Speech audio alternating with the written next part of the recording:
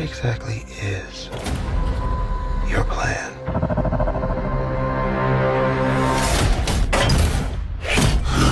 There's always a moment that I want to ask you about. Sure. And in this trailer, there was a moment that stood out to me. It was the moment where you jump off something, a platform, into the water. And I think it's the first time you've done an air run. We've seen you run in films many times, but we've never seen you do an air run. So just the perfection of it and the emotion behind it, could you break that down? That was high. Was it?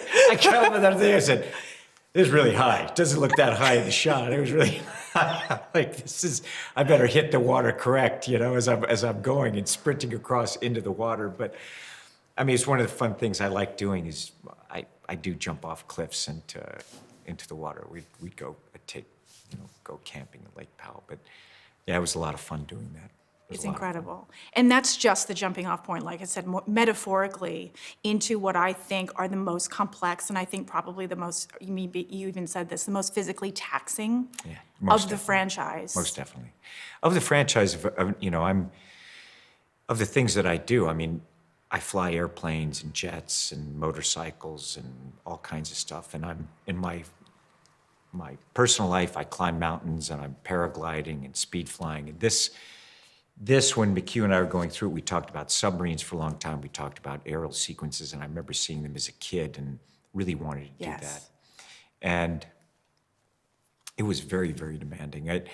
Figuring it out, we start out these things, and then we're in the middle of it. I'm like, okay, this is a bad idea. Where do I sign up? This is a bad idea. Where do I sign up? And then there was days where, we were in Africa. We had to go to Africa twice to get it, just because we released Top Gun Maverick in the middle of this. And, these films, it was 7 years in development. We made these movies through the pandemic and 2 strikes. And we ended up having to go back because of weather in Africa.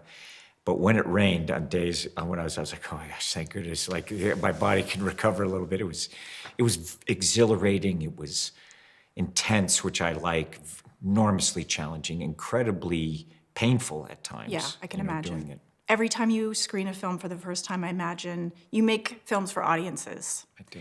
And the first big screening you had was in Tokyo, in IMAX, as it was intended, as your films are intended to be seen. So what is that experience like for you to watch it with an audience in that sort of a format? Well, it takes me back, obviously, to the first time I was in that country, or the first time I've been in these theaters. And it was always really important to me to travel the world and share our culture and our filmmaking. And so that's why I kind of came up with the red carpet premieres and global premieres and stuff to push that out for our industry. And being there in Japan with Q sitting next to me, as he always sits next to me as we're doing it, and the family, is off there, and the actors that were there, that was the first time they saw the film. Yeah. So we wanted to wait and show it to them there. It was really beautiful. It was to see it on that screen, to hear, the woman there that does the subtitles. I've known her since I was a kid, and Toda-san. She's born on the same day as I was. So anyway, we're watching it, and then to see the crowd reaction was exceptional. To see, I had the actors in front of me so that, they would given their heart and soul to this. And, I love them, and I'm very grateful for knowing them, for their efforts. And, McHugh and I were just sitting there, because we've spent so much time with the movie for years. We're editing and music and score. Then to see them have that experience, and then the audience. You always lean over to McHugh at the end of the first screening, and you say, we can do better. Yes. Did you do it this time? Of course I did. Did you do it this time? Of course I did. We could do better. You still think you could make a better Mission Impossible movie? Oh, absolutely. I know I can. Look, at the beginning of my career, I'd made all these films, and I remember some guy, very well-known studio executive, saying, it's like, what are you going to do from here? It's like, you should just retire. And I was like in my 20s, and I was just thought to myself, and there's always another mountain, there's always another goal. I can always do better. We can always find another story to engage an audience, and I'll never take it for granted. You see, and I think that, I guess, sometimes you ever reflect on your body of work, and yes, I can look at it and go, and I know I never took a day for granted, ever. And I never took for granted the audience, what I was doing, the people I'm working with, what I every moment, and that's how I feel. I know that we can always take a story and create something special out of it. It just takes that kind of intention and effort and know-how and just, you know, hard work to do it that I love doing. When they called rap on Ethan Hunt, what was that moment like for you? That was awesome. I was like, but, you know, we just know, like, we're just still working. For me, it's, you know, I'm producing these movies, so it's never that. We're always on to the next. Yeah. And I'm already, like, I've already shot a film with Alejandro Iñárritu, and Yes. McHugh and I are working on several films. So for me, it's always the next mountain to climb.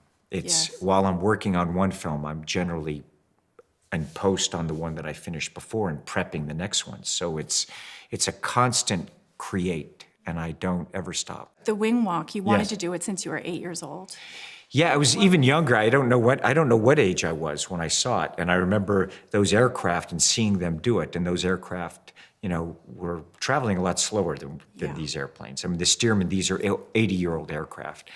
But the speeds, you know, that we're ranging were from 97 miles an hour to 145 miles an hour. Yes. And the force, the airflow and the force over the wing and on my body was really significant. And to figure out, you know, because I know what the aircraft is capable of, you know, it does rolls, hammerheads, you know, loops and dives. So to figure out, and I wanted to go 0G between the wings. And when you're seeing that stuff, I mean, I literally just have a wire attached. There is no, you know, when I go across and you're seeing it, it's very interesting. We release little pieces as we go along to give the audience what it's like. The what audience we has did. no idea what they're in for.